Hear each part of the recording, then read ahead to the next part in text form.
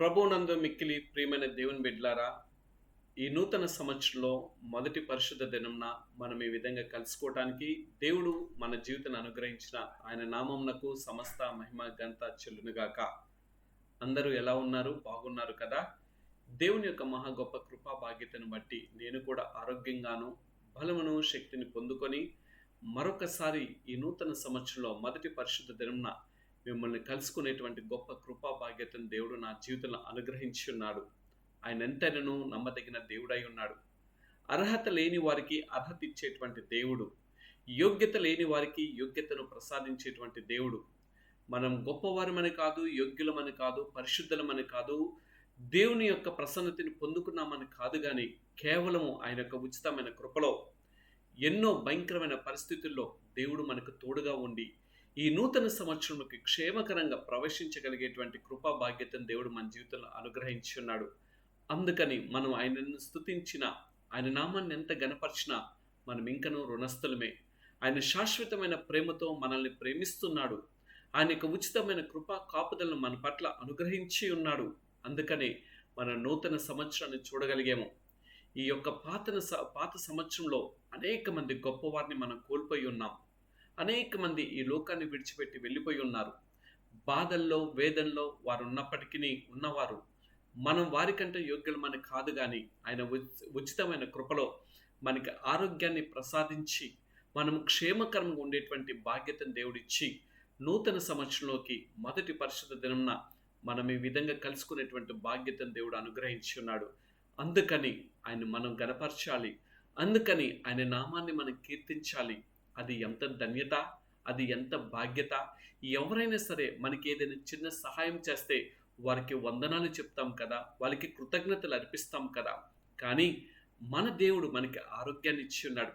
ఈ మట్టి దేహాన్ని ఆయన జ్ఞాపకం చేసుకుని సజీవుడైన దేవుడు కాబట్టి, జీవాధిపతి కాబట్టి ఆయన మనల్ని సజీవ లెక్కల్లో జ్ఞాపకం చేసుకొని ఈ మట్టి దేహంలో ఆయన నామాన్ని మహింపరిచేటువంటి గొప్ప కృపా భాగ్యత మన జీవితంలో ఆయన అనుగ్రహించున్నాడు. అందుకని మరొకసారి మనమందరము ఆయన నామాన్ని గణపరచుదాం, ఆయన నామాన్ని కీర్తించుదాం, ఆయన నామాన్ని ప్రస్తుతించుదాం. ఆయన వాక్యాన్ని మనము త్రికరణ శుద్ధితో ఆయన వాక్యాన్ని విందాం. ఆయన వాక్యము మన జీవితాలకు పనిచేస్తుంది. ఆ వాక్యం ద్వారా మన జీవితాలు కట్టబడతాయి. ఆ వాక్యం ద్వారా మనము దేవునితో సహవాసం చేయగలుగుతాం. ఆ వాక్యం ద్వారా మన జీవితాలు ఎంతగానో బలపరచబడతాయి. కాబట్టి మనం ఆయన వాక్యాన్ని శ్రద్ధగా వినాలని కోరుకుంటున్నాను. వాక్య ధ్యానంలోకి వెళ్ళే ముందుగా కొన్ని విషయాలు చెప్పుకొని మనం ముందుకు వెళ్దాం. చాలామంది ఈ నూతన సంవత్సరాన్ని చూడలేకపోయారు. ఈ వచ్చినటువంటి ఈ 5-6 దినముల్లోనే అనేక మంది ఈ లోకాన్ని విడిచిపెట్టి వెళ్ళిపోయి ఉన్నారు. అయినా దేవుడు క్షేమకరంగా ఈ యొక్క పరిశుద్ధ దినాన్ని చూడగలిగేటువంటి బాధ్యతను ఆయన అనుగ్రహించి ఉన్నాడు అని అంటే, నువ్వు నేను వారికంటే గొప్పవారమని కాదు, నీవు నేను వారికంటే బలవంతులమని కాదు, నీవు నేను వారికంటే పరిశుద్ధులమని కాదు, నీవు నేను పవిత్ర కలిగిన వారమని కాదు, కానీ ఆయన దయా సంకల్పం మన మీద ఉన్నది కాబట్టి దేవుడు మనల్ని సజీవ లెక్కలో జ్ఞాపకం చేసుకున్నాడు. అందుకని ఆయన ఎంత కీర్తించినా కూడా, ఆయన ఎంత గణపరిచినా కూడా మనం రుణస్థులమే. ఈ యొక్క నూతన సంవత్సరంలో చాలా కొన్ని సంఘటనలు ఇప్పటికి 5-6 దినాలు గడవచ్చే లోపే కొన్ని సంఘటనలు జరుగుతున్నాయి. దేవుని యొక్క నామాన్ని గణపరచడం కొరకు నూతన సంవత్సరంలో ఒక ప్రాంతంలో ప్రార్థన పెట్టుకొని ఉంటే ఊరంతా ఏకమయ్యి ఆ ప్రార్థన సేవకుడిని కొట్టి సేవకురాల్ని ఈడ్చుకొని వెళ్ళి వారు ఆరాధిస్తున్నటువంటి మందిరాన్ని కూల్చివేసి ఎంతో భయంకరమైన విఘాత శత్రువులు కార్యాలు చేస్తున్నారు. మనం వారి గురించి ప్రార్థన చేద్దాం. క్రైస్తవులమైన మనము వారి మీద శత్రుత్వం పెంచుకోవటం కాదు, కానీ వారు మారాలని చూస్తున్నాం. ఆ సేవకుడు, ఆ సేవకురాలు చావు బతుకుల మధ్య ఉన్నారు. కాబట్టి ఆ సేవకుని యొక్క కుటుంబం గురించి, వారి సేవ జీవితం ఇంతకంటే మునుపన్నడు జరగనటువంటి వారు త్వరగా కోలుకొని మరలా వారి ఆలయాలు ప్రారంభించబడాలని, ఆ యొక్క ప్రాంతం అంతా కూడా దేవుని యొక్క రక్షణ కవచంగా మార్చబడాలని, దేవుని రాకడ కొరకు సిద్ధపడేవారుగా ఉండాలని మీ అనుదిన ప్రార్థనలో జ్ఞాపకం చేసుకోమని కోరుతున్నాం. ఈ యొక్క భారతదేశంలో చూచినట్లయితే మతతత్వం అనేది ఎంతగానో పెట్రెలిగిపోతున్నది. ఒక పక్కన ఫేస్బుక్లో చూస్తుంటే ఎవరో ఆంగ్లం వాడు తీసుకొచ్చినటువంటి నూతన సంవత్సరాలు నేను ఎవరికి కూడా నూతన సంవత్సరం చెప్పను అని మాట్లాడుతున్నటువంటి వ్యక్తులను చూస్తున్నాం. లేకపోతే ఇంకా అనేక విధాలుగా హేళన చేస్తున్న వారిని చూస్తున్నాం. అయితే వారు వారు మాట్లాడుతున్నటువంటి ఆ సెల్ ఫోన్ కనిపెట్టింది ఎవరు? వారు మాట్లాడుతున్నటువంటి విధానాల్ని కనిపెట్టింది ఎవరు? ఒక క్రైస్తవుడు కాదా? దాన్ని విడిచిపెట్టి రాగలరా? నేను ఏదో విడిచిపెట్టి రమ్మని నేను అనటం కాదు గానీ, దయతో, ప్రేమతో ఈ మాటలను అంగీకరించి, శత్రుత్వం వద్దు నా సహోదరి, శత్రుత్వం వద్దు నా సహోదరుడా. మనం ఎంతకాలం ఈ భూమి మీద దేవుడు ఆయుష్నిచ్చి మనం బ్రతుకుతామో మనకు తెలియదు. అయితే జీవించినంత కాలం కూడా ఒకరికొకరు ప్రేమ కలిగి, ఆప్యాయత కలిగి, వెళ్ళిపోయే ముందు ఎవరైతే మన శత్రువుగా భావించారో వారు మన గురించి అయ్యో అని చెప్పేటట్లుగా ఉండాలి గానీ, ఇదిగో పరాయి దేశం నుండి వచ్చినటువంటి ఈ మతం గురించి నాకెందుకు, ఆయన దేవుడే కాదు అని చాలా వ్యంగ్యంగా మాట్లాడే వారికి దయతో చేతులెత్తి ప్రణమిల్లి బ్రతిమలాడుకుంటాం. అటువంటి మాటలు మాట్లాడొద్దని కోరుకుంటున్నాను. అయితే ఈ నూతన సంవత్సరంలో దేవుని యొక్క వాక్యాన్ని కొద్దిసేపు మనం ధ్యానం చేసుకుందాం. ఈ యొక్క మనము ఈ నూతన సంవత్సరాన్ని చూడగలిగామంటే ఆయన సన్నిధి మనతో ఉండబట్టే, ఆయన తోడు ఉండబట్టే ఈ లోకంలో మనం సజీవ లెక్కల్లో మనం బ్రతికి ఉన్నాము. ఎంతమంది మనతో ఉన్నా, ఎన్ని ఆస్తిపాస్తులు మనకున్నా, ఎన్ని అక్కర్లు మన జీవితంలో తీర్చబడుతున్నప్పటికీ కూడా ఈ లోకంలో మనకి అన్నీ కలిగి ఉన్నట్టు, అంటే శక్తి కలిగి ఉన్న, ఆర్థికంగా కలిగి ఉన్న, ఆరోగ్యం కలిగి ఉన్నప్పటికీ కూడా ఒక సస్యశ్యామలమైన జీవితాన్ని మనం అనుభవిస్తున్నాము అనంటే అది దేవుని యొక్క మహా గొప్ప కృపా బాధ్యత అని మనం అందరం కూడా ఎరిగి ఉండాలి. ఏదో మన శక్తి వల్ల మనం ఎదిగిన వారం కాదు, మన బలము వల్ల మనం ఎదిగిన వారం కాదు. మనం జీవిస్తున్నాము అనంటే దేవుని కొరకు మనం జీవించాలని ఆయన కోరుకుంటున్నాడు. దేవునితో సహవాసం చేయబడాలని ఆయన కోరుకుంటున్నాడు. దేవునితో సహవాసం కలిగి ఉన్నప్పుడు మనం ఒక ఉపయోగకరమైన వ్యక్తిగా ఈ దేవుని కొరకు మనం జీవించగలుగుతాం. లేకపోతే మన జీవితం అంతా కూడా నిరుపయోగమే. ఒకవేళ పాత సంవత్సరాన్ని నువ్వు అదే పాత అలవాట్లను, పాత ఆచారాలను, లేకపోతే పాత విధానాలను తీసుకొని ఈ క్రొత్త సంవత్సరంలోకి వచ్చినట్లయితే మనం ఈ దినంన ఒకటి జ్ఞాపకం చేసుకుందాం. ఇహలోక సంబంధమైన వాటిని విడిచిపెట్టి దేవునితో అన్యోన్య భావ సంబంధాన్ని పెంపొందించుకొని దేవుని కొరకు పరితపించేవారుగా మనం ఈ నూతన సంవత్సరంలో ఒక వాగ్దానాన్ని తీసుకుందాం. ఆ దేవుని కొరకు దాహార్తి కలిగిన వారుగా ఉండాలని దేవుడు కోరుకుంటున్నాడు. ఆయన సహవాసం కొరకు, ఆయన పట్ల దాహం కలిగి ఉన్న వారుగా ఉండేవారుగా ఉండాలని దేవుడు కోరుకుంటున్నాడు. ఎందుకు దాహం కావాలి, ఎందుకు ఆయన సన్నిధి మనకు అవసరమై ఉన్నదో, ఆయన గురించి మనం ఎందుకు తపన పడాలో ఒక 2 విషయాలు నేను చెప్పాలని కోరుకుంటున్నాను. ఇది మనందరికీ తెలిసిందే. 127వ సంకీర్తన 1వ వచనంలో ఈ 1వ పదము ఈ విధంగా రాయబడి ఉన్నది. యెహోవా ఇల్లు కట్టించని ఎడల దాని కట్టువాని ప్రయాసము వ్యర్థమే. యెహోవా పట్టణమును కాపాడని ఎడల దాని కావలి కాయువారు మేలుకొని ఉండుట వ్యర్థమే. ఈ 2 మాటలను ఈ దినం కొద్దిసేపు మనం ధ్యానం చేసుకుందాం. మనమంటూ ఈ ఇల్లును కట్టకపోతే ఆ కట్టేవాడి ప్రయాస వ్యర్థము అని అంటుంది అని దేవుని యొక్క వాక్యం సెలవిస్తున్నది. అనగా మన జీవితము దేవుని యొక్క ఆలయం ఉన్నది కదా, నీ దేహమే దేవుని ఆలయమని పరిశుద్ధ లేఖన గ్రంథం సెలవిస్తున్నది కదా. ఈ సంవత్సరంలో, నూతన సంవత్సరంలో మన దేహం అనే ఈ యొక్క జీవితాన్ని దేవుని కొరకు కనుక మనం కట్టకపోతే మన జీవించటము వ్యర్థమే అని దేవుని యొక్క వాక్యం సెలవిస్తున్నది. పట్టణాన్ని అంటే మన గృహాన్ని దేవుడు కాపాడకపోతే మనం ఎంత కావలి కాసినప్పటికీ కూడా అది ప్రయాసతో కూడుకున్నదే గాని అది ప్రతిఫలను ఇచ్చేటువంటిది కాదు. కాబట్టి మనం ఒక ప్రాముఖ్యమైన విషయాన్ని తెలుసుకుందాం ఈ 2 మాటల ద్వారా. దేవా, మీతో నేను సహవాసం చేయాలని ఇష్టపడుతున్నాను. నా గృహము మీ యొక్క సన్నిధిని, కాంతిని పొందుకోవాలని ఇష్టపడుతున్నది. అనగా నేను మీతో సహవాసం చేయాలని ఇష్టపడుతున్నాను. ఇక్కడ మీతో సహవాసం లేకుండా, నాయన మీతో సంబంధం లేకుండా, లేకపోతే నేను మీతో కనుక చేతులు కలుపుకోకుండా, లేకపోతే నేను మీతో కనుక సన్నిహితమైన సంబంధాన్ని కలుపుకోకుండా ఎన్ని నేను ఏర్పరచుకున్నప్పటికీ కూడా, ఎన్ని నేను కలిగి ఉన్నప్పటికీ కూడా నేను మీలో కట్టబడిన వాడను కాదు, నేను నిష్ప్రయోజకుడినే. కాబట్టి మీరు మొదట నా జీవితాన్ని కట్టాలి ఈ నూతన సంవత్సరంలో నేను కోరుకుంటున్నాను. అందుకనే 2 విషయాలు ఇక్కడ చదవబడినటువంటి మాటల్లో మనకు కనిపిస్తున్నాయి కదా. నీవు కట్టబడాలి అనే పదం ఒకటి కనిపిస్తున్నది, నీవు కాపాడబడాలి అనే 2వ పదం అక్కడ కనిపిస్తున్నది. అనగా మొదట కట్టబడితే రెండోదిగా కాపాడబడతాము. నువ్వు కట్టబడుకోకుండా నువ్వు కాపాడబడలేవు. అనగా ఒక ఇల్లును మనము కట్టిన తర్వాత కానీ దాని యొక్క రక్షణలోకి, అనగా కాపాడబడటానికి మనం వెళ్తుంటాం. అదే విధంగా దేవుని యొక్క వాక్యంలో మనం కట్టబడినప్పుడు ఆ వాక్యము మన జీవితాల్ని ఒక ఉత్తేజానికి నడిపిస్తుంది. ఆ వాక్యము మన జీవితాన్ని ఒక ఫలప్రదంగా నడిపిస్తుంటది. ఆ వాక్యము మన జీవితాన్ని ఒక సస్యశ్యామలమైన జీవితాన్ని ప్రసాదిస్తుంది. ఆ వాక్యము దేవునితో సహవాసం చేసే అనుభవంలోకి నడిపిస్తుంది. ఆ వాక్యం ద్వారా మన జీవితాలు కట్టుబడే అనుభవంలోకి మనం వెళ్తాం. కాబట్టి మనం కట్టబడాలి. రెండోదిగా మనం కాపాడబడాలి. ఇంకొకటి ఏంటనంటే, నువ్వు కట్టబడాలి అని అంటే మొదట నువ్వు కట్టే అనుభవంలోకి నువ్వు రావాలి. అనగా దేవుని చేత, దేవుని వాక్యం చేత, దేవుని సన్నిధిలో ప్రార్థన చేయటం ద్వారా నువ్వు కట్టబడతావు. కానీ నీ అంతటిగా నువ్వు కట్టబడాలి అని అంటే అది నిష్ప్రయోజనమే. నువ్వు కట్టబడకపోగా శ్రమల్లోకి వెళ్తుంటావు. నీ సొంత విధానాల్లో నువ్వు కట్టాలి అనుకుంటే అది కట్టబడదు. అనగా మనకి లోకానుసారంగా ఒక సామెత ఉన్నది. ఏమిటో తెలుసా? పేక ముక్కలు అన్నీ కూడా పేర్చున్నాడు, ఒక చిన్న గాలి వచ్చింది, మొత్తం కూడా కుప్ప కూలిపోయినాయి. అట్లానే మన జీవితంలో మన సొంతగా మనం కట్టుకున్నప్పుడు ఏదో పెను గాలి లాంటి ప్రయాసకరమైన బ్రతుకు మన జీవితంలో వచ్చినప్పుడు, కొన్ని శ్రమలు వచ్చినప్పుడు, వేదనలు వచ్చినప్పుడు మనం నిలబడలేక మనం తప్పిపోయేవారుగా వెళ్ళిపోతుంటాం. కాబట్టి ఈ నూతన సంవత్సరంలో దేవుని వాక్యంలో మనం కట్టబడాలి అని దేవుడు కోరుకుంటున్నాడు. కట్టబడినప్పుడు నువ్వు కాపాడబడతావు. కట్టబడినప్పుడు నువ్వు ఇతరులను కట్టే విధానంలోకి వెళ్తావు. మొదట నీకు నువ్వుగా కట్టబడుకోకుండా నేను దేవుని చేత కట్టబడినాను అని చెప్పుకుంటే అది ఎంత దౌర్భాగ్యకరమైన పరిస్థితి. అలా కాదు కదా. దేవుని వాక్యం చేత నువ్వు మొదట కట్టబడి ఉన్నావా? నువ్వు కట్టబడితే నీ ఇల్లు కట్టబడుతుంది. అనగా దేవుడు కాపాడిందే ఆ పట్టణంలో ఎంత కావలి కాసినప్పటికీ కూడా అది నిష్ప్రయోజనమే అని దేవుని యొక్క వాక్యం సెలవిస్తుంది. నువ్వు కట్టాలి అనంటే అది నీకుగా అది సాధ్యం కాదు. ఆయన సహాయం ఉంటేనే నువ్వు కట్టబడతావు. నువ్వు కట్టబడాలి అనంటే అది నీకు సొంతగా నువ్వు సాధ్యం కాదు. దేవుని ఆయన సహాయం ఉంటేనే నువ్వు కట్టగలుగుతావు.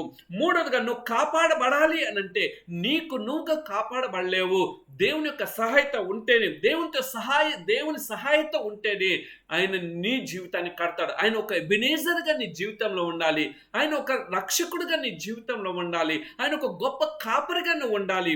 ఉన్నప్పుడు నువ్వు కట్టబడతావు. నీవు కాపాడాలి, ఇతరులను కూడా కాపాడాలి అనుకుంటే అది నీ సొంత విధానంలో నువ్వు కాపాడాలి అని అనుకుంటే అది నిష్ప్రయోజనమే అవుతుంది. కాబట్టి ఇల్లు ఇక్కడ చెప్పబడినటువంటి మాటలో ఇల్లు కట్టాలి అంటే కట్టిన ఇల్లు కూడా కాపాడబడాలి. అనగా నీవు దేవుని వాక్యంలో కట్టబడినప్పుడు దేవుని యొక్క వాక్యంలో ఇతరులను నువ్వు నడిపించగలుగుతావు. ఈ నూతన సంవత్సరంలో దేవుడు కోరుకుంటున్నది ఏమిటో తెలుసా? నీవు దేవుని వాక్యంలో కట్టబడుతూ నీ యొక్క కట్టుదలలో ఇతరులను కూడా దేవుని వాక్యంలో కట్టబడే అనుభవంలోకి వెళ్ళాలని దేవుడు కోరుకుంటున్నాం. ఇంటిని కట్టుట ఎంత అవసరమో దాన్ని కాపాడుకోవటం కూడా. కట్టాను కదా అని అక్కడితో మనం సంబరపడటం కాదు, సంతోషపడటం కాదు, కానీ దాన్ని కాపాడుకోవటం అంటే వాక్యం అనే ఉదక స్నానం చేత ప్రతి దినం కూడా మనం దేవుని వాక్యం చేత కట్టబడాలి. లేకపోతే కనుక నువ్వు కట్టినంతా కూడా ఒక్కసారిగా కుప్ప కూలిపోతుంటుంది.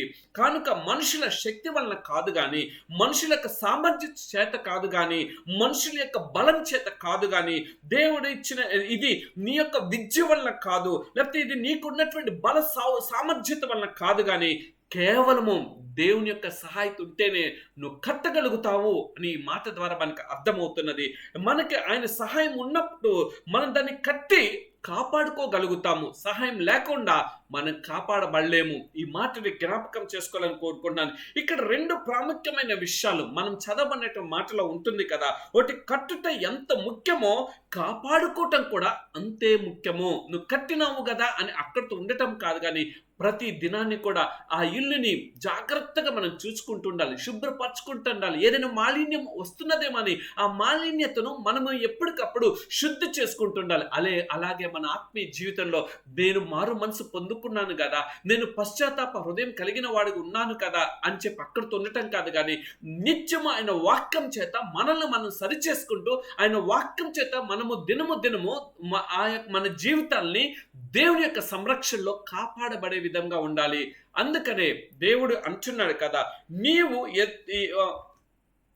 అక్కడ గమనించినట్లయితే ఆది కాండంలోకి మనం వెళ్ళినట్లయితే అక్కడ ఆదామును ఎందుకు దేవుడు అక్కడ ఉంచరు అని తెలుసా? ఆ తోటను సేద్యపరచడానికి, అనగా ఆయన ఉంచినటువంటి ప్రదేశాన్ని జాగ్రత్తగా కాపాడుకోవటానికి దేవుడు అక్కడ ఏర్పరిచినాడు. సేద్యపరిచిన దాన్ని ఆయన కాపాడుకోవటానికి అక్కడ ఉంచినట్లుగా తెలుస్తున్నది. అయితే నీవు వృద్ధి చెందిన కొలది, లేకపోతే నువ్వు అభివృద్ధి పొందిన కొలది దాని కొరకు నువ్వు ప్రయాసపడాలి. దేని కొరకు? ఆ యొక్క క్షేమకరంగా ఉండుట కొరకు, క్షేమకరంగా అభివృద్ధి పరచబడటం కొరకు నువ్వేం చేయబడాలి తెలుసా? ప్రయాసపడే అనుభవంలోకి మూడోదిగా మనం రావాలి. నీవు కట్టావు బాగుంది, కాపాడుకున్నావు బాగుంది, కానీ అక్కడితో కాదు కదా. ఆ కాపాడబడాలి అనంటే కొంత సామర్థ్యత అవసరము, అనగా కొంత శక్తిని మనం ఉపయోగించాలి. దాని కొరకు మనం ప్రయాస పడాలి. మన ఆధ్యాత్మిక జీవితంలో ఈ నూతన సంవత్సరంలో, దేవా నేను మారు మనసు పొందుకున్నానయ్యా, నేను పర్లేదు ప్రతి ఆదివారం మందిరానికి వెళ్తున్నాను అంటే కాదు, కానీ మందిరానికి వెళ్ళి సేవకుడు ఇచ్చినటువంటి వాక్యం చేత నువ్వు కట్టుబడి, ఆ కట్టుబడిన దాన్ని నువ్వు కాపాడుకుంట కొరకు ప్రయాసపడే అనుభవంలోకి మనము రావాలని దేవుడు కోరుకుంటున్నాడు. ఎప్పుడైతే మనం కాపాడుకోలేదో మనము అభద్రతలోకి వెళ్ళిపోతాం. మనము క్షేమకరమైన జీవితం ఉండాల్సింది బదులుగా మనము భయాందోళనకి లోనైపోతాము. అందుకనే జీవ గ్రంథంలో రాయబడి ఉంటుంది కదా, యేసుక్రీస్తు ప్రభుల వారే పేతురును చూచి ఒక మాట అంటున్నాడు. ఏమన్నాడు తెలుసా? నా గొర్రెలను మేపము అని అన్నారు. అక్కడ మాటను అక్కడ తాగలేదండి. అట్ ది సేమ్ టైం యేసుక్రీస్తు ప్రభువు వారు పేతురు గారికి చెప్పిన మాట ఇంకోటి ఏంటో తెలుసా? నా గొర్రెలను కాయుము అన్నారు. అక్కడ మేయము అన్నారు, ఇక్కడ కాయము. అంటే నువ్వు మేయటం మాత్రమే కాదు, కానీ నా గొర్రెలను కాయుము అని అంటున్నాడు. మనం కూడా ఈ నూతన సంవత్సరంలో ఏదో నేను వెళ్ళిపోతున్న ఆధ్యాత్మిక స్థితి బాగానే ఉంది అని చెప్పి నువ్వు అనుకోవటం కాదు, కానీ నువ్వు కాచుకునే విధానంలోకి నువ్వు రావాలి. నువ్వు భద్రతలోకి రావాలి. దేవుని చేత కాపుదల్లోకి నీ జీవితం రావాలి. నీ ఆధ్యాత్మిక జీవితం నడిపించబడాలి. అప్పుడే మనకి ఏమవుతుందో తెలుసా? మనము బలపరచబడతాము. రెండోది వృద్ధి చెందగలుగుతాము. మూడోది క్షేమాన్ని చూడగలుగుతాము. వీటి గురించి మనం ఈ నూతన సంవత్సరంలో ఆలోచించేద్దాం.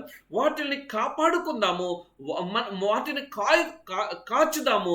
రెండోది కాచిన వాటిని కాపాడుకుందాము. ఆ అనుభవంలోకి నూతన సంవత్సరం వద్దాం. అదే విధంగా రెండో ఉదాహరణ తీసుకున్నట్లయితే, నెహెమ్యా కాలంలో వారు యెరూషలేము పట్టణాన్ని ప్రాకారాలు కడుతున్నప్పుడు ఒక చేతితో ఆ కడుతున్నటువంటి పరికరాలను పట్టుకున్నారు, రెండో చేతితో కత్తిని పట్టుకున్నారు. ఎందుకో తెలుసా? శత్రువు వచ్చి ఎక్కడ వారి మీద దాడి చేస్తారని. ఒక ప్రక్కన నిర్మాణం జరగాలి, ఒక ప్రక్కన భద్రతలోకి వెళ్ళాలి, ఒక ప్రక్కన కాచుకోవాలి. అయితే ఈ కాచుకునే సమయంలో ఎప్పుడైనా ఏ క్షణమైన శత్రువు వస్తాడని ఈ కత్తితో వారు సిద్ధంగా ఉండి వారిని తరమటానికి, వారి మీద యుద్ధం చేయగలగటానికి శక్తిని పొందుకున్నారు. అనగా మన జీవితాలు భౌతికంగా, ఆధ్యాత్మికంగా దేవుని చేత మేపబడే విధానంలోకి ఉండాలి, కాయబడే విధంగా ఉండాలి, మనము బలపరిచే విధంగా ఉండాలి, అభివృద్ధి పరిచే విధంగా ఉండాలి. ఈ పరిస్థితుల్లో కొన్నిసార్లు అవాంతరాలు, శత్రువు అనేవాడు వస్తాడు. అప్పుడు వాక్యం అనే ఖడ్గాన్ని రెండో హస్తంలో పెట్టుకున్నప్పుడు ఆ వాక్యం అనే ఖడ్గం చేత వారిని హతము చేయగలుగుతాం. అందుకని ఈ నూతన సంవత్సరంలో మనము మన జీవితాన్ని భౌతికంగా దేవుని వాక్యం చేత నింపుకుందాం. ఆధ్యాత్మికంగా వాక్యం అనే డాల్, వాక్యం అనే కత్తిని పట్టుకొని ఎక్కడ నేను తప్పిపోతున్నాను, ఎక్కడ దేవునికి అవిధేయుడిగా ఉన్నాను, ఎక్కడ దేవుని నామను అవమానపరచబడుతున్నాను అని చెప్పి ఎక్కడికక్కడ మనం సరిచేసుకున్నప్పుడు అప్పుడు మనం భద్రంగా మన ఇంటిని మనం కట్టుకోగలుగుతాం. మన ఆధ్యాత్మిక జీవితం మనం నిర్మాణం చేసుకోగలుగుతాం. లేకపోతే ఈ ఆధ్యాత్మిక జీవితంలో వెళ్తున్న సమయంలో కొన్ని అవాంతరాలు వస్తాయి. అవాంతరాలు వచ్చినప్పుడు వాక్యం అనే ఖడ్గాన్ని తీసుకొని అవాంతరాలన్నిటిని పటాపంచలు చేసి దేవునిలో ముందుకు కొనసాగాలి. ఇది దేవుడు ఈ నూతన సంవత్సరంలో కోరుకుంటున్నాడు. ఈ దేవుడు ఈ నూతన సంవత్సరంలో అటువంటి నిర్మాణం నీ జీవితంలో కావాలని అనుకుంటున్నాడు. ఏదో సంవత్సరాలు గడిచిపోతున్నాయి కదా, అయ్యా నా జీవితం నూతన పరచంటే నూతన ఎక్కడి నుండి వస్తుందో తెలుసా? నీవు దేవుని యొక్క వాక్యం చేత కట్టబడినప్పుడు శత్రువుని ఎదిరించగలుగుతావు, నీ ఆధ్యాత్మిక జీవితాన్ని కట్టుకోగలుగుతావు, శత్రువుని పటాపంచలు చేయగలుగుతావు. ఎప్పుడు తెలుసా? వాక్యం అనే ఖడ్గం నీ హస్తంలో, నీ చేతిలో ఉన్నప్పుడు. కాబట్టి నూతన సంవత్సరంలో ఒక దినం రాబోతుంది. అది ఏమిటో తెలుసా? మేఘరుడై ఆయన రాబోతున్నాడు, మేఘముల మీద ఆయన రాబోతున్నాడు, ఆయన ప్రత్యక్షం కాబోతున్నాడు. ఆ ప్రత్యక్షత నిలబడేది ఎవరో తెలుసా? ఆయన సంరక్షణలో దాచబడినటువంటి నీవు నేనే. ఎప్పుడైతే ఆయన సంరక్షణలో మనం దాచబడతామో మనకి మనకి ఏమంటుందంటే ధైర్యం అనేది ఉంటుంది. లేకపోతే అభద్రతా భావంలోకి, అభద్రత కలిగినటువంటి జీవితంలోకి మన పరిస్థితులు వెళ్ళిపోతాయి. అందుకనే దాచబడినటువంటి వాటిని మనం గట్టిగా పట్టుకోవాలి. దేని చేత? ప్రార్థన చేత. నెంబర్ 1. రెండోదిగా మూలుగుచుండేటువంటి ప్రార్థన అనుభవంలోకి నూతన సంవత్సరంలో రావాలి. ఏదో సాదా సీదమైనటువంటి ప్రార్థనలు మనకు వద్దండి. ఏదో దేవుని మందిరానికి వెళ్ళి వాక్యాన్ని వినొచ్చాం కదా, ఆ వాక్యము ఆ వారానికంతా సరిపోతున్నది, అది కాదు కదా. ప్రతి దినము వాక్య ధ్యానాన్ని చేసే అనుభవంలోకి మనమందరం వెళ్ళిపోవాలని అనుకుంటున్నారు. దాన్ని గట్టిగా పట్టుకొని ఉండాలని ఆయన కోరుకుంటున్నారు. అయితే ఈ పట్టుకున్నటువంటి సమయంలో కూడా కొన్ని సమస్యలు నీ జీవితంలో వస్తాయి, కొన్ని శోధనలు నీ జీవితంలో వస్తాయి, తల మీద విపరీతమైన బాధలు నీ జీవితంలో వస్తాయి. అది ఆర్థికంగా అవ్వచ్చు, లేకపోతే శరీర పరంగా అవ్వచ్చు, కుటుంబ పరంగా అవ్వచ్చు, బిడ్డల ద్వారా అవ్వచ్చు, భర్త ద్వారా అవ్వచ్చు, భార్య ద్వారా అవ్వచ్చు. అయితే దేవుడు ఈ నూతన సంవత్సరం ఏమంటున్నాడు తెలుసా? వాటిని కాపాడుకుందాము. దేని ద్వారా తెలుసా? ఆయన మనకు అనుగ్రహించిన విశ్వాసము ద్వారా. విశ్వాసమునకు కర్తయు దాన్ని కొనసాగించు వాడినైన యేసు వైపు చూచుచు అనే మాటని మనం జ్ఞాపకం చేసుకొని మన విశ్వాసాన్ని పెంపొందించుకొని మన ఆత్మీయ జీవితాన్ని కాపాడుకుందాము. ఈ నూతన సంవత్సరంలో ఎప్పుడైతే మనం కాపాడుకుంటామో అటువంటి వారిదే ఆ మేఘారుడు వచ్చినప్పుడు వాళ్ళదే ఆ రాజ్యంలో స్వాతంత్రతను పొందుకుంటాం. ఆ రాజ్యంలో ఉండగలిగేటువంటి ఆ పరలోకపు సింహాసనము అనుభవంలోకి మనం చూడగలిగేటువంటి వేచి ఉండే అనుభవంలోకి మనం వెళ్ళగలుగుతాం. కాబట్టి ఒక విషయం నేను చెప్పాలని అనుకుంటున్నాను. దేవుడు నీ జీవితాన్ని కట్టాలి అని అనుకుంటున్నాడు. ఒకవేళ ఆయన కట్టించితే నీ జీవితము ఎప్పుడు కూడా క్షేమకరంగా ఉంటుంది. రెండోది, ఆయన కాపాడితే ఎట్టి పరిస్థితులు, ఆయన కాపాడబడకపోతే అనే పదం కూడా అక్కడ ఉంది. ఆయన కాపాడని ఎడల అనే పదం ఉంది. ఆయన కాపాడకపోతే నీవు ఎట్టి పరిస్థితుల్లో కూడా నీ అంతటిగా నీవు కాపాడబడలేవు. నువ్వు అభివృద్ధిలోకి రాలేవు. నువ్వు క్షేమకరంగా ఉండలేవు. ప్రయాసతో నీకు శ్రమలు, ఇరుకులు, ఇబ్బందులు, వీటన్నిటిలో నీ జీవితము తల్లడిల్లిపోతుంది. కాబట్టి ఇది సువర్ణ అక్షరాలతో మనం రాసుకోవాల్సింది ఏంటో, దేవా మీరు గనక నన్ను కాపాడకపోతే నేను కాపాడబడలేను ప్రభా. అందుకనే దావీదు మహారాజు గారు అంటాడు కదా, అయ్యా ఆకాశం ఎక్కి చూచెదనా, అక్కడ మీరు ఉన్నారయ్యా. ఇదిగో భూమి మీద నేను చూచెదనా, అక్కడ మీరు గమనిస్తా. భూమి క్రింద సంచరించినను కూడా ప్రభా, అక్కడ కూడా మీరు లేనిది ఏది లేదు. కాబట్టి మీ భద్రత, మీ యొక్క క్షేమము నాయన, మీ యొక్క కాపుదల మాకు కావాలి అని భక్తుడు అన్నట్లుగా మనం కూడా ఈ నూతన సంవత్సరంలో, దేవా నా అంతటికి నేను కాపాడబడలేను అయ్యా, మా ఎబినేజర్గా మాకు రండి ప్రభా, మా ఇమ్మానుయేలుగా మా జీవితంలో మీరు ఉండండి ప్రభా అన్నప్పుడు దేవుడు ఏమి చేస్తాడు తెలుసా?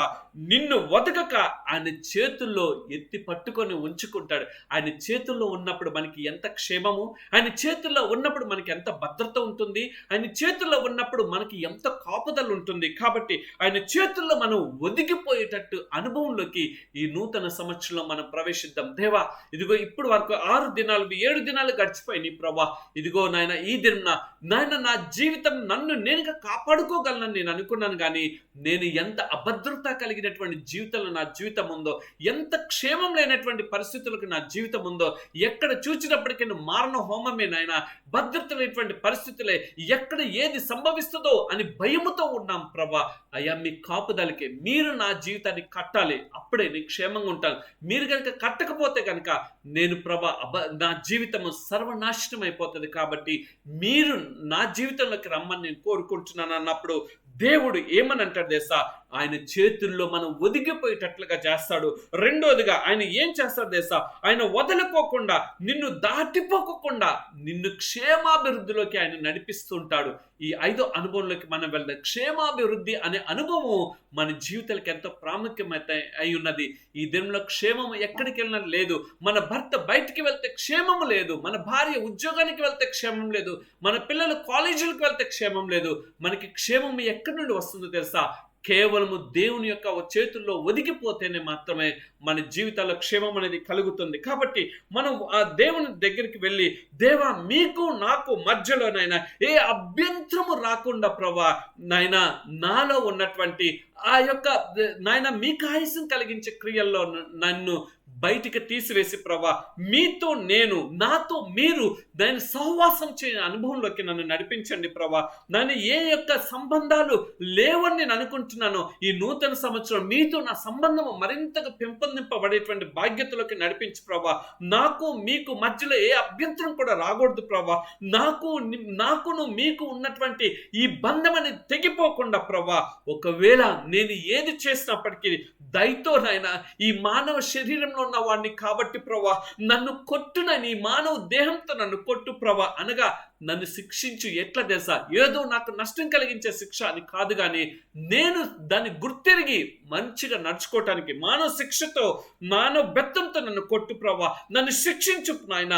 అందుకని పౌలు గారు కూడా ఒక మాట రాస్తున్నాడు కదండి, మీ కృప దూరమైనట్లుగా మీకు నాకున్నటువంటి సంబంధం తెగినట్లుగా మీ కృప నాకు దూరం కాకుండా ప్రభా ఎల్లప్పుడూ కూడా నాకు దూరంగా ఉండకోకుండా నేను జీవించినంత కాలం నాకు దగ్గరగా నడువని అన్నప్పుడు యేసుక్రీస్తు ప్రభుల వారు ఆ త్రియేక దేవుడు ఏ విధంగా అయితే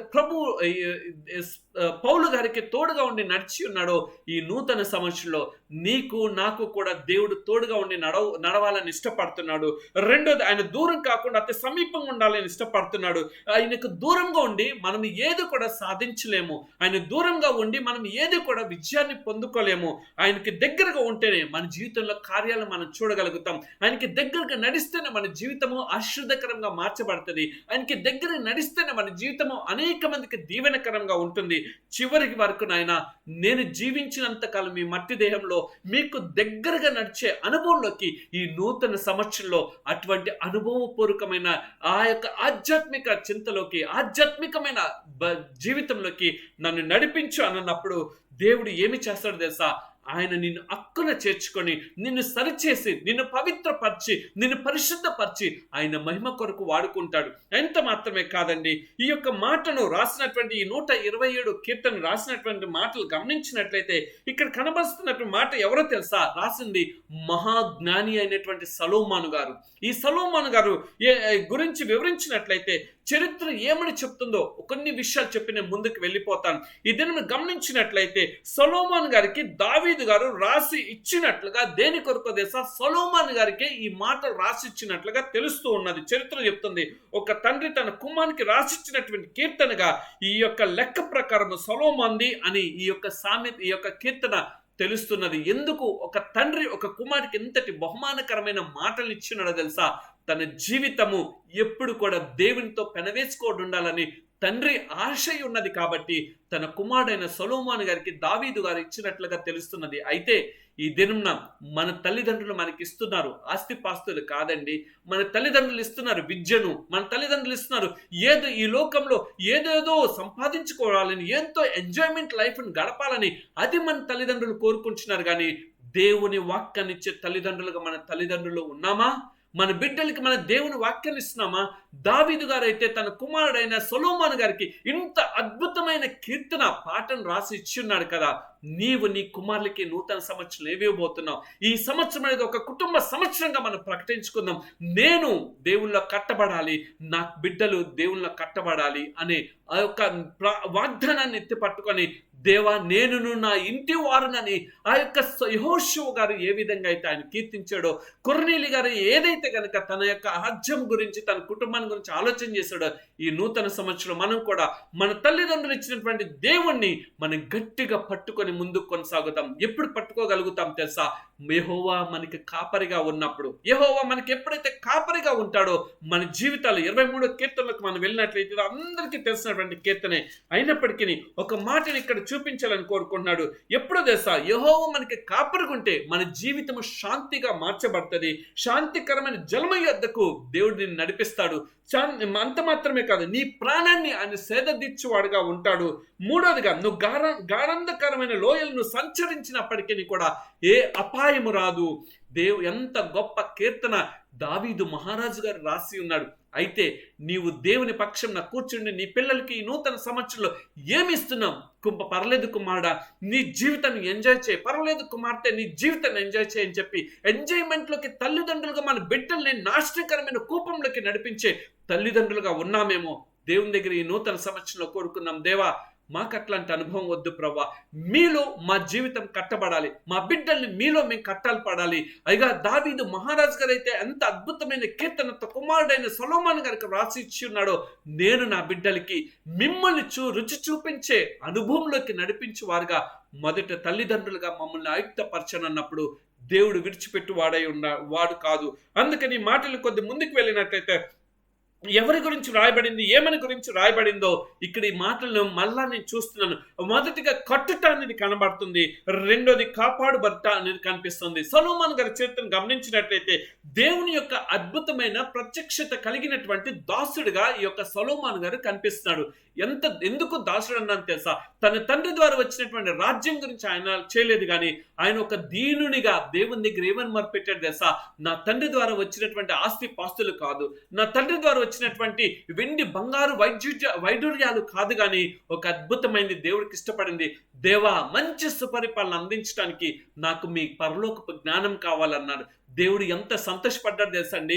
ఈ బిడ్డ డబ్బును కోరుకోలేదు, రాజ్యంలో ఉన్నటువంటి ఈ యొక్క ఆస్తిపాస్తుల్ని కోరుకోలేదు, కానీ నన్ను కోరుకున్నాడు అని చెప్పి దేవుడు సంతోషపడి ఈ భూమి మీద ఎవరికి ఇవ్వలేనటువంటి గొప్ప ధన్యత సొలొమోను గారికి ఇచ్చినాడు. అయితే సొలొమోను గారికి ఇచ్చిన దాన్ని మంచి పరిపాలన అందించున్నాడు. అయితే కొద్ది ముందుకు వెళ్ళినాడు, దేవుడు మెచ్చుకున్నాడు సొలొమోను గారి యొక్క విధానాన్ని చూచి. అయితే కొద్ది ముందుకు వెళితే సొలొమోను గారు దేవుని మందిరాన్ని కట్టి ఉన్నాడు, దేవుని రాజనగరాన్ని ఆయన నిర్మించుకున్న రాజనగరాన్ని కూడా ఆయన నిర్మించుకున్నాడు. ఎలా కట్టాడో తెలుసండి, ఈ దినానికి కూడా చరిత్ర పుటల్లో ఉంటుంది. ఒక అద్భుతమైన రాజ్యాన్ని ఆయన కట్టినట్లుగా తెలుస్తుంది, ఒక వైభోగంగా ఆయన కట్టినట్లుగా తెలుస్తుంది, మహిమాయుక్తం గుండినట్లుగా ఆ మందిరాన్ని కట్టినట్లుగా తెలుస్తుంది. అంత మాత్రం అతను రాయబడినట్లటువంటి మాట ఏమిటంటే, 1 సమూయేలు గ్రంథంలో మనం చూసినట్లయితే ధైర్యం తెచ్చుకొని ఎక్కడ కూడా భయపడుకోకుండా జడికోకుండా నేను నీకు తోడై ఉన్నాను, నువ్వు కట్టు మందిరంతో నేను ఉన్నానని దేవుడు వాగ్దానం చేసినట్లుగా ఆయన వాగ్దానాన్ని ఎత్తి పట్టుకొని ఆయన విడిచిపెట్టుకోకుండా ప్రార్థన పూర్వకంగా దేవుని మందిరాన్ని అద్భుతమైన రీతిలో ఆయన కట్టినట్లుగా తెలుస్తుంది. ఆయన దేవుని మందిరానికి కట్టాడు కాబట్టి మంచి రాజ్య మందిరాన్ని కట్టడానికి దేవుడు సహాయత చేస్తున్నాడు. ఈ దిన మొదట దేవుని గురించి ఆలోచన చేసే విధానంలోకి మనం ఈ నూతన సంవత్సరంలోకి వెళ్దాం. దేవుని మందిరం కట్టడం అనంటే ఏదో ఇటుకలతో కట్టడం కాదు, కానీ హృదయ శుద్ధితో మన జీవితాన్ని దేవుళ్ళు కట్టుకుందాం. ఎప్పుడైతే దేవుని మందిరాన్ని పరిశుద్ధంగా ఉంచుతావో, దేవుని మందిరాన్ని పవిత్రంగా ఉంచుతావో, దేవుడు నిన్ను పరిశుద్ధంగా నిన్ను అనేక మందికి దీవెనకరంగా మార్చగలడు. నీవు ఇతరులకు ఒక మాదిరికరమైన జీవితాన్ని ఇవ్వగలదు. You will be a blessed person to your enemies, you will a blessed person to your family, you will a blessed person in your job. కానీ నువ్వు ఎలా ఉన్నావు? ఈ దిన ఒక ఆశీర్వదింపబడినటువంటి కుమారుడిగా, ఒక ఆశీర్వదింపబడినటువంటి ఉద్యోగస్తుడిగా నువ్వు ఉన్నావా? లేకపోతే నిన్ను చూచి నీ ఉద్యోగస్తులందరూ కూడా నీ గురించి నీకు వ్యతిరేకకరమైన మాటలు మాట్లాడేవారుగా ఉన్నారా? దయచేసి నూతన సంవత్సరంలో దేవా, నేను మీలో కట్టబడాలి, మీ చేత నేను కాపాడబడాలి అని మనం చెప్పినప్పుడు ఆ యొక్క బంధం కొద్ది ముందుకు వెళ్ళినట్లయితే దేవుడు అంత అద్భుతమైన మందిరాన్ని సొలొమోను గారి చేత నిర్మించినప్పుడు సొలొమోను గారు దేవుని చేత ముందుకు నడిపించబడాలి కదా, దేవుని యొక్క తోడుని కోరుకొని నడిచినవాడు కదా, దేవుని యొక్క సహాయతని కోరుకున్నవాడు కదా, దేవునితో సహవాసం చేసిన వ్యక్తి వాడు కదా. అయితే చివరికి ఏం చేశాడు తెలుసా? దేవుడు ఇచ్చినటువంటి ఆ కట్టిన దాన్ని, ఆ యొక్క కట్టినటువంటి తన జీవితాన్ని ఆయన కాపాడుకోలేకపోయాడు, ఆయన భద్రపరచుకోలేకపోయాడు. దేవుని మందిరానికి ఎదురుగానే అన్య దేవతల క్రియలు సొలొమోను గారు ప్రారంభించబట్టినట్లుగా ఉంది. ఎందుకు ఈ మాటలు ఈ దినంలో నేను తెలియచేస్తున్నానంటే, మనము దేవునిలో నడిపించబడుతున్నప్పుడు కొన్నిసార్లు మన కుటుంబ పరంగా కానీ, లేకపోతే ఆర్థిక పరంగా కానీ, లేకపోతే ఆధ్యాత్మికంగా పరంగా కానీ కొంత మనం తరిగిపోతూ ఉంటాం. ప్రక్కకి వెళ్ళిపోతున్నప్పుడు అదే మనల్ని భ్రష్టకరమైన జీవితంలోకి నడిపిస్తుంది. ఒకవేళ నూతన సంవత్సరంలో నా ప్రియమైన సహోదరుడా, నా ప్రియమైన సహోదరి, దేవునికి దూరంగా ఉన్నట్లయితే, ఇదిగో నేను దేవుళ్ళ కట్టబడినాను అని చెప్పి ఆధ్యాత్మికమైన గర్వం కలిగిన వాడిగా ఉన్నట్లయితే ఆ గర్వాన్ని తీసివేసుకో. దేవుడు కోరుకుంటున్నది ఏంటో తెలుసా? ఎప్పుడు కూడా తగ్గింపును కోరుకుంటున్నాడు, వినయ విధేయతల్ని ఆయన కోరుకున్నాడు. ఎప్పుడు నువ్వు తగ్గించుకుంటావో దేవుడు నిన్ను ఒక అంతస్తుకి పైకే ఉంచుతాడు, కానీ నిన్ను తగ్గింపులో ఉంచడు. నువ్వు జీరో అని నువ్వు ఒప్పుకుంటావో నిన్ను దేవుడు హీరోగా చేస్తాడు. మనమైతే నేను జీరోని ప్రభా, మీరు నా హీరో అన్నప్పుడు ఆయన నా కుమారుడు, నేను హీరోని కాబట్టి నా కుమారుడు కూడా హీరోగా ఉండాలని చెప్పి జీరో స్థితి నుండి హీరో స్థితిలోకి దేవుడు తీసుకెళ్తాడు. కాబట్టి ఈ నూతన సంవత్సరంలో దేవా, నా జీవితాన్ని మీలో కట్టడానికి సహాయం దయచేనా, నా గృహాన్ని మీరు కాపాడండి ప్రభా. మీరు కాపాడితేనే నా గృహం కాపాడబడుతుంది. లేకపోతే గనుక నేను కష్టంలో పడిపోతాను, శ్రమలో పడిపోతాను, ఇరుకులో పడిపోతాను. అటువంటి ఇరుకులో పడిపోయే పరిస్థితుల్లో నా జీవితం ఉండకూడదు. మీ చేత కట్టబడే అనుభవంలోకి నేను రావాలి అని చెప్పి మనం అడిగినప్పుడు దేవుడు ఈ నూతన సంవత్సరంలో ఆ ఘనమైన కార్యం నీ జీవితంలో చేస్తాడు. ఆ అద్భుతమైన కార్యం చేసి అనేక మందికి దేవుడు నేను ఏం చేస్తాడు తెలుసా, నీవే మాదిరికరంగా ఉండినట్లుగా ఆశీర్వాదకరమైన జీవితంలోకి దేవుడు నడిపిస్తాడు. అటువంటి కృపా బాధ్యత ఈ నూతన సంవత్సరంలో మనందరికీ దేవుడు దయచేయునుగాక. రండి కొద్ది ముందుకు వెళ్దాం. ఇంకా చూచినట్లయితే అక్కడ మనం గమనించినట్లయితే ఏమని ఉన్నదో తెలుసా, సొలొమోను గారు మందిరాన్ని కట్టినాడు, కాపాడుతూ ఉన్నాడు. కానీ ఎప్పుడైతే దేవుని వ్యతిరేకకరమైన క్రియ చేస్తున్నాడో సొలొమోను గారు ఏం చేయబడ్డారో తెలుసా, దేవుని యొక్క కాపుదల ఉన్నటువంటి వ్యక్తి, దేవుని చేత కాపాడబడుతున్నటువంటి వ్యక్తి ఒక్కసారిగా లోకంలో పడిపోయి ఉన్నాడు. ఈ దిన నీవు నేను కూడా మన దేవుడు ఒక ఉన్నతమైన స్థితిలోకి తీసుకువెళ్ళిన తర్వాత నువ్వు కాపాడబడుతున్నావా, లేకపోతే దేవుని చేత తృణీకరించబడే విధానంలోకి నీ జీవితం వెళ్ళిపోయిందా? అనగా లోకాన్ని నువ్వు ప్రేమించే అనుభవంలోకి ఉన్నావా? అది వద్దు. మనం ఏం చేయాలో తెలుసా, దేవుని మందిరాన్ని దినం దినం కట్టుకోవాలి. ఆ సొలొమోను గారు దేవుని మందిరం కట్టుకుంటూ ఒక్కసారిగా మార్గం తప్పిపోయినాడు. దాన్ని కాపాడుకోలేకపోయాడు. చివరికి the temple has been destroyed, అది డెమాలిష్ చేయబడి the place has been destroyed, ఆ స్థలం కూడా అంతా కూడా అది కూల్చబడినట్లుగా తెలుస్తుంది. ఒకవేళ ఈ నూతన సంవత్సరంలో నీ జీవితము కట్టబడే విధానంలో ఉండాలని దేవుడు కోరుకుంటున్నాడు. నీ జీవితం ఒక దీవెనకరంగా ఉండాలని కోరుకుంటున్నాడు. నీ జీవితం ఒక ఆశీర్వాదకరంగా ఉంచాలని దేవుడు కోరుకుంటున్నాడు. ఎప్పుడైతే నువ్వు కోరుకుంటావో దేవుడు నిన్ను ఎన్నటన్నిటికీ నువ్వు ఒక దీవింపబడిన వ్యక్తిగా ఉంటాడు. దేవుని కాపాడే అనుభవంలోకి మనం వెళ్దాం. మన మంచి విశ్వాసం ఈ యొక్క సంవత్సరంలో ఒక మంచి సాక్ష్యాన్ని దేవుని చేత మనం నింపుకున్నాం. నేను అంటూ ఉంటాం, నేను దేవుని నమ్ముకున్నాను, నేను విశ్వాసాన్ని అయిపోయాను, నేను రక్షణ పొందుకున్నాను, నేను బాప్తిసం తీసుకున్నాను, ప్రతి ఆదివారం నాకు బలారాధనలు నేను పాల్గొంటున్నాను. నేను కాదు అన్ను, కానీ నువ్వు బల్ల ఆరాధన అనగా దేవుడిచ్చిన ఆయన యొక్క శరీరము, ఆయన రక్తాన్ని నువ్వు తాకుతున్న సమయంలో నీ జీవితం ఎలా ఉన్నదో ఒక్కసారి పరీక్ష చేసుకుంటున్నావా? నువ్వు పవిత్రత కలిగినటువంటి వాడిగా ఉండాలని దేవుడు ఇష్టపడుతున్నాడు. ఎవడైనాను అయోగ్యంగా తీసుకున్నట్లయితే అనే పదం అక్కడ బల్లారాధన సమయంలో సేవకుడు చెప్తుంటారు. మనం అయోగ్యంగా తీసుకుంటే దానికి అపరాధి అవుతాం. కాబట్టి ఈ నూతన సంవత్సరంలో ఒకవేళ అయోగ్యంగా తీసుకున్న వ్యక్తిగా ఉండకూడదు అని దేవుడు నిన్ను ప్రేమతో హెచ్చరిస్తున్నాడు.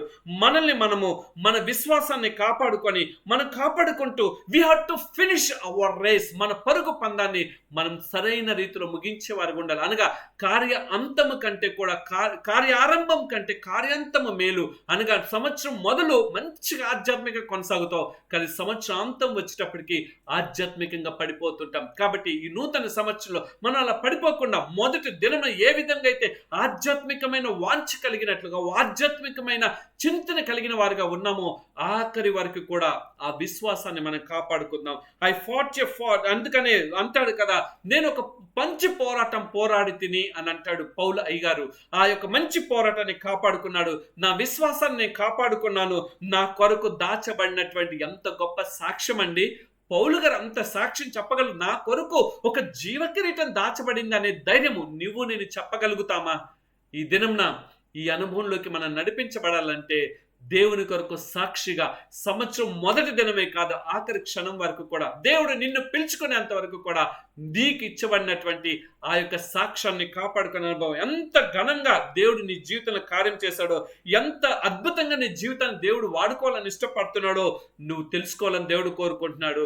సొలొమోను గారిని దేవుడు అద్భుతమైనగా ఆయన ఎన్నుకున్నాడు, అద్భుతంగా నడిపించి ఉన్నాడు, ప్రపంచంలో ప్రసిద్ధి చెందినటువంటి వ్యక్తిగా ఆయన మార్చి ఉన్నాడు. కానీ ఆయన తప్పిపోయింది ఏంటో తెలుసా?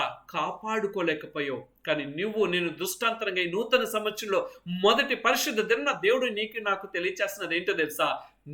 నేను నడిపించుతూ భద్రపరచబడి కాపాడుకునే అనుభవంలోకి నూతన సంవత్సరంలో ఉండాలని దృష్టాంతరంగా దేవుడు ఈ మాటలు నీకు నాకు తెలియజేస్తున్నాడు.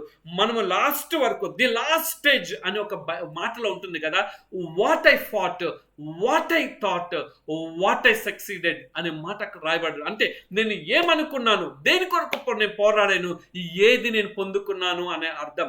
అదేవిధంగా పౌలయ్య గారు కూడా ఇదే మాటలు చెప్తున్నారు.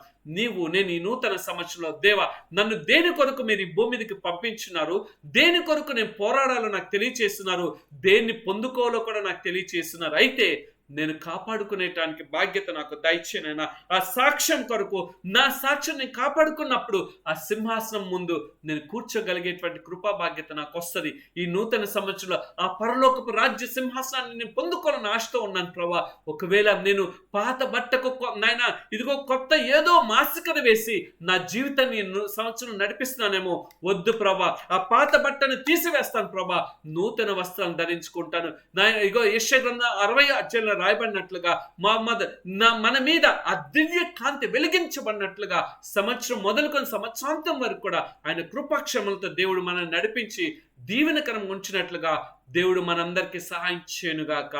ఆమేన్. రండి మోకరించుకున్నట్లయితే చిన్న ప్రార్థన చేసుకుందాం. సర్వోన్నతుడా, సర్వశక్తిమంతుడా, మా గొప్ప ప్రియ పరలోకపు తండ్రి, ఏ పాటి వారమని, ఏ యోగ్యత మాలో ఉన్నదని మమ్మల్ని మీరు జ్ఞాపకం చేసుకొని మా జీవితంలో నూతన సంవత్సరాన్ని ఇచ్చిన్నారు. ఈ 2024 సంవత్సరం మొదటి పరిశుద్ధ దినంన మీ దివ్యమైన వాక్కులు వినేటువంటి నాయన మాటలు మీరు మాకు ఇచ్చిన్నారు. ఎంత విలువైన మాటలు మాకు ఇచ్చినారు ప్రభా. జుంటె తేనె దారల కంటే మధురమైన మీ మాటల చేత మమ్మల్ని నాయన మీరు మరొకసారి మమ్మల్ని ప్రోత్సాహపరిచారు. సంవత్సరం మొదలుకొని సంవత్సరాంతం వరకు కూడా మీ కృపాక్షమంతో మమ్మల్ని నింపండి. మీరు రాకడ పర్యంతం నమ్మకంగా జీవించగలిగే కృపా బాధ్యత దయచేయండి. ఎంతమంది అయితే మీ బిడ్డలు ఈ మాటల ద్వారా ప్రోత్సహించబడ్డారో, ఎంతమంది అయితే ఈ మాటల ద్వారా వారి జీవితాలను సరిచేసుకోవడానికి ఇష్టపడ్డారో, వారందరి జీవితాల్లోకి మీరు వెళ్ళండి. వారి జీవితాన్ని ఫలప్రదంగా మీరు మార్చమని అడుగుతూ, తండ్రి అభాగ్యుణ్ణి, ఎన్నిక లేని వాడిని నన్ను కూడా మీరు జ్ఞాపకం చేసుకొని ఈ నూతన సంవత్సరంలో తండ్రి మీ ఆత్మ చేత నాయన నడిపించబడి మీ సిలువ చాటును మరుగుపరిచి భ్రష్టునైన నన్ను మీరు జ్ఞాపకం చేసుకొని మీ పరలోకపు నాయన సువాసన నాయన కలిగించేటువంటి మాటల చేత మమ్మల్ని నింపి ఉన్నారు. నిల్చుండే కృపా బాధ్యత మా అందరికీ దయచేయమని మీ దయగలిగిన హస్తాలకు మమ్మల్ని అందరినీ కూడా అప్పగించుకుంటూ నా ప్రభువును ప్రియరక్షకుడైన యేసు క్రీస్తు వారి పేట అడుగుచున్నాను తండ్రి. ఆమేన్. తండ్రి దయ, కుమారుని ప్రేమ, పరిశుద్ధాత్మ అన్యోన్య సహవాసం మనందరికీ తోడై ఉండి ఆయన రాకడ పర్యంతము ఆయన కొరకు నమ్మకమైన సాక్షిగా జీవించే కృపా భాగ్యత మనలకి దేవుడు దయచేయునుగాక. Amen, amen, amen. మంచిది నా ప్రియ సహోదరుడా, నా ప్రియమైన సహోదరి. సంతోషంగా ఆనందంగా మనం నూతన సంవత్సరం ప్రవేశించాం. కానీ ఇదే సంతోషం సంవత్సరాంతం వరకు కూడా దేవుడు దయచేయాలని ఇష్టపడుతున్నాడు. మనము మన జీవితాన్ని దేవుళ్ళలో కట్టుకుందాం, మన కుటుంబాలని దేవుళ్ళలో కట్టుకుందాం. ఈ సంవత్సరము మన కుటుంబాల కొరకు మనం ప్రార్థన చేద్దాం, విజ్ఞాపన చేద్దాం, మన బిడ్డల్ని దేవునికి అప్పగిద్దాం. దేవుడే వారిని నడిపిస్తాడు.